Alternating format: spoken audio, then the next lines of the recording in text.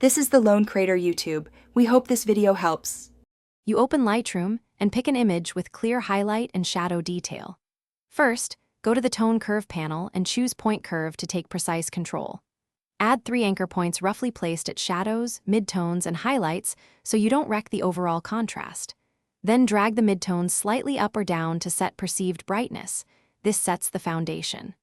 Once done, make sure other panels like exposure are balanced before deeper curve edits. Now refine by switching channels, red, green, blue, to shape color balance and correct casts. You'll nudge each channel subtly. Lift a channel to add that color into highlights, lower to add its complement into shadows. Use small, deliberate moves. Large shifts create banding or clipping. Add a couple of intermediate anchors to smooth transitions between tonal regions, and if you need precision, zoom and nudge with arrow keys. Once done, compare with the RGB master to ensure tonal harmony.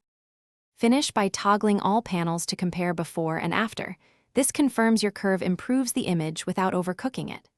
Check clipping warnings and, if highlights or shadows clip, ease the curve or tweak exposure, whites and blacks to recover detail. If you see banding or color shifts, reduce the steepness of your curve or apply subtle local adjustments instead. If things still look wrong, reset the tone curve and rebuild with smaller, incremental changes. This usually fixes most issues. Thanks for watching.